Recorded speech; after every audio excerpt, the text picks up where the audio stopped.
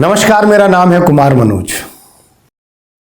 आज मैं आपके बीच एक ऐसी कहानी लेकर आया हूं जो आपकी आंखें खोल देगी। आजकल आमतौर पर हम सबसे ज्यादा प्रयोग सोशल मीडिया का करते हैं। तमाम सारा टाइम जो हमारा है फेसबुक पर गुजरता है और यूट्यूब पर और तमाम सारी जगहों पर गुजरता है। अच्छी बात है, अच्छी चीजें देखने को मिले तो बहुत अच्छा लगता है। लेकिन आज हम एक ऐसी कहानी आपको सुनाएंगे जिसको सुनकर आपको लगेगा कि इस सोशल साइट से जहां कुछ अच्छे काम भी हो रहे हैं वहां कुछ कितने खतरनाक काम भी हो रहे हैं। तो कहानी है ये जबलपुर की नैना की, जिसकी उम्र है 38 साल। उसकी कहानी ये थी कि उसकी 30 साल में शादी हुई थी, वो अच्छे घर की लड़की थी, और 32 साल में उसके पति की एक एक्सीडेंट में मृत्यु हो गई थी। उसका पति एक मल्टीनेशनल कंपनी में बड़े पद पर था। तो मुआवजे के रूप में नैना को ठीक ठाक रकम भी मिल गई, जिस रकम को पाने के बाद नैना का दर्द कुछ कम हो गया। साल 1.5 साल तो उसने जिंदगी को सामान्य करने में वक्त बिताया और उसके बाद उसके दिल में शादी की हसरतें फिर से कुलाचे मारने लगी। उसको लगा एक अच्छा जीवन साथी हो, जीवन बहुत बड़ा है, ऐसे कैसे कटेगा। तो उसने कई रिश्तेदारों से बात चलाई, अपनी जान पहचान की जो सहेलियां थी, दोस्त थे, उनको बताया, और ऐसे में कई रिश्ते उसके इर्द गिर्द आए भी, लेकिन किसी में परिवार पसंद नहीं आया, किसी में लड़का पसंद नहीं आया और किसी में विचार पसंद नहीं आए। इन तमाम सारे कारणों से उसकी शादियां जो है वो नहीं बन पाई। अब उसको लगा कि जिंदगी में कोई नौकरी ढंग की मिल जाए, तो नौकरी अगर मिल जाएगी तो शादी भी अच्छी हो जाएगी। तो वो नौकरी की तलाश में लग गई और ऐसे करते करते उसकी लगभग जो उम्र थी 32 से 38 साल हो गई, जो आज की कहानी है। और ये आज के समय की जो स्थिति है उस पर ये सच्ची कहानी, एक सच्ची घटना है जो मैंने एक मैगजीन में पढ़ी, वो आपको सुनाना चाह रहा हूं और उसके बारे में आपको बताना चाह रहा हूं। तो नैना की एक सहेली ने उसको बताया कि अगर तुझे कोई लड़का नहीं मिल रहा ना तो तू मैट्रिमोनियल साइट पर ट्राई कर, वहां बहुत सारे अच्छे रिश्ते होते हैं। तो उसने कहा लेकिन मेरी उम्र तो 38 साल हो गई है, वहां पर कौन मुझे पसंद करेगा। तो उसने कहा वहां एक कॉलम होता है जिसमें तलाकशुदा, विधुर और तमाम सारे अच्छे लड़के मिल जाते हैं। ज़रूरी थोड़ी है कि तुझे एक कुंवारा ही लड़का मिले, कोई बढ़िया अच्छा पोस्ट का लड़का मिल जाए तो शादी कर लेना। नैना को ये बात जम गई और उसने एक मैट्रिमोनियल साइट पर अपना एक अकाउंट बनाया और उसमें अपना प्रोफाइल, रेज्यूम पोस्ट कर दिया। अब 1-2 दिन चेक करने के बाद उसके रेज्यूम पर कुछ लोग क्लिक करने लगे, यानी मैसेज आने लगे। इसी बीच उसके जो साइट थी उस पर एक मैसेज आया जिसमें एक व्यक्ति का नाम था, जिसका नाम था डॉक्टर विधु प्रकाश स्वैन, जो भुवनेश्वर का रहने वाला था। और उसके डेजिग्नेशन, उसकी नौकरी, उसके पद के बारे में लिखा था कि वो सेंट्रल हेल्थ मिनिस्ट्री में डिप्टी डायरेक्टर जनरल है। पद काफ़ी आकर्षक था और उसमें कई सारे उसके लाल बत्ती लगे फोटो, अशोक चिन्ह वाले विजिटिंग कार्ड, मतलब इस तरह का पूरा सारा कुछ था कि मतलब वो लालायित हो गई। नैना को लगा कि उसके सपनों की उसको मंजिल मिल गई। दोनों में बातचीत शुरू होने लगी। इसी बीच देश में लॉकडाउन चल रहा था। ये मई 2020 की घटना है। तो नैना की जब बातचीत बढ़ती गई तो मई से लेकर जुलाई तक दोनों के बीच बातचीत हुई और जुलाई में दोनों ने प्लान किया कि शादी की जाए। चूंकि कोरोना काल चल रहा था तो इसका बहाना बनाकर डॉक्टर विधु प्रकाश ने यह कहा कि कम से कम लोगों के बीच शादी करेंगे, ताकि एक तो जो सरकार की गाइडलाइन है उसका पालन हो और दूसरा ये है कि बहुत सारे रिश्तेदार जान भी नहीं पाएंगे तो उलाहना भी नहीं देंगे कि तुमने मुझे शादी में नहीं बुलाया। नैना को ये बात जम गई। उसने सूटकेस पैक किया और पहुंच गई भुवनेश्वर। भुवनेश्वर के एक मंदिर में दोनों ने बहुत सीधे साधे तरीके से शादी की। विधु प्रकाश की तरफ से 2 लोग शामिल हुए, एक पति पत्नी जिसे उसने अपना बहन बहनोई बनाया। बहन बहनोई बताकर उन्होंने शादी संपन्न कराई और इस तरह नैना एक 3 घर के मकान में रहने लगी आकर। नैना के सपनों को पंख लग चुके थे।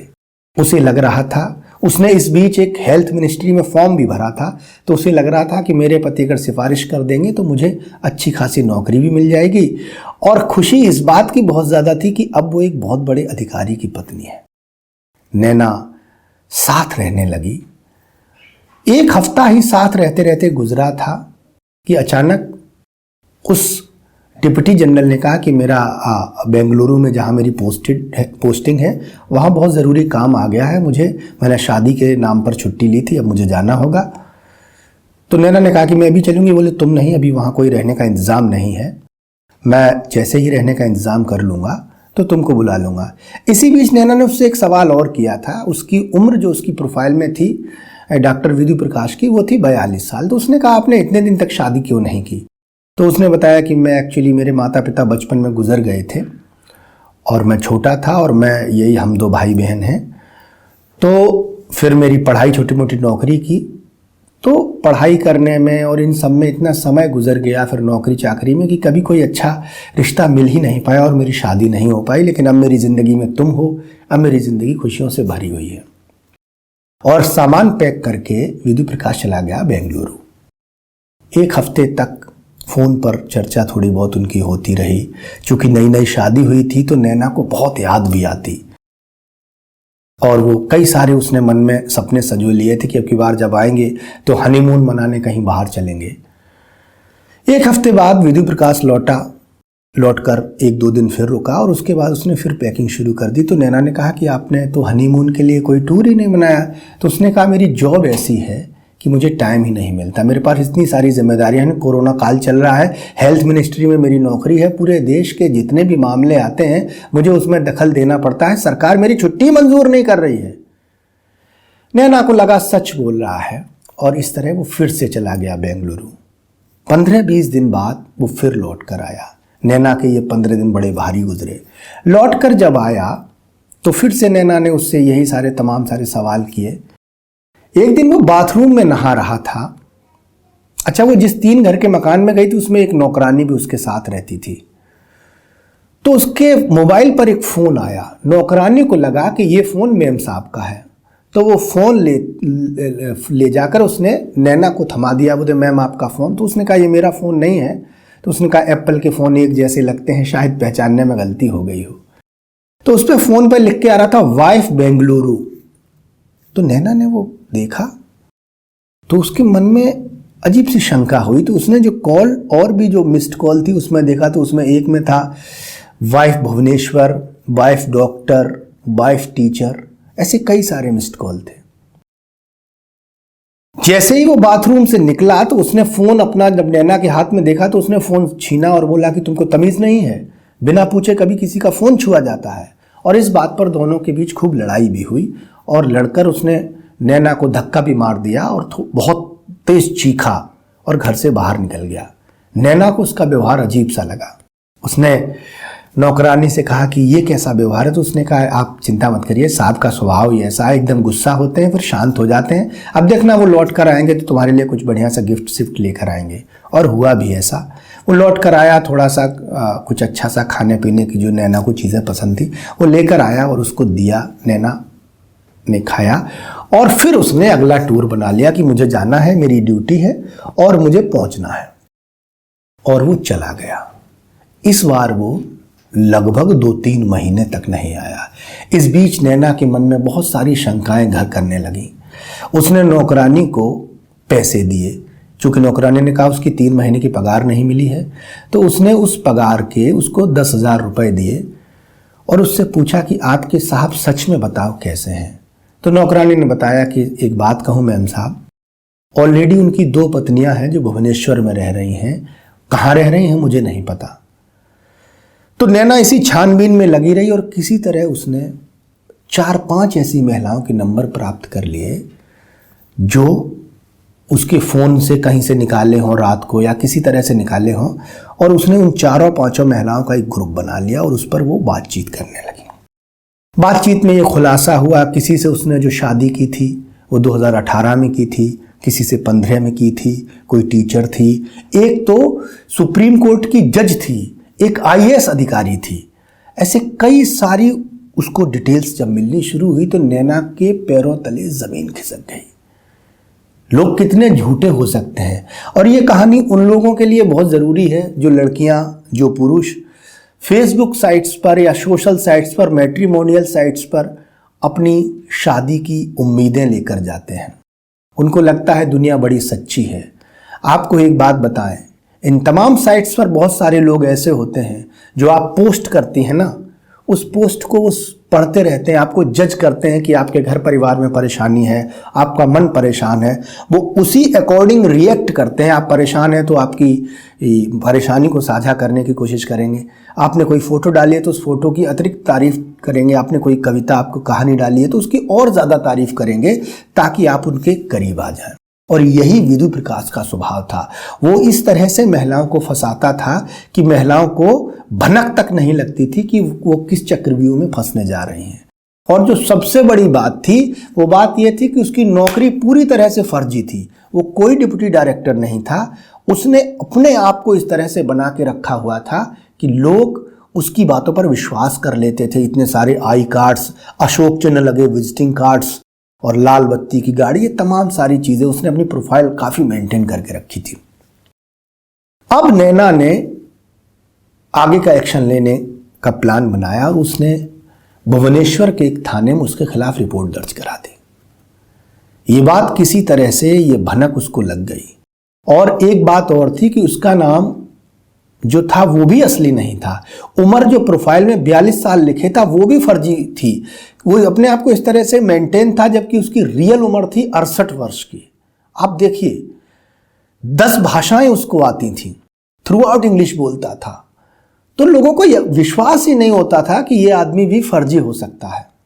इसी बीच दिल्ली में एक जो महिला थी उससे उसका संपर्क जब नैना का हो तो उसने बताया कि ये उड़ीसा का आदमी है और मैं भी उड़ीसा मूल की हूँ, तो मुझे लगता था कि उड़ीसा का आदमी कभी धोखा नहीं कर सकता है, इसलिए मैंने इनकी बातों पर विश्वास किया और इनसे शादी कर ली।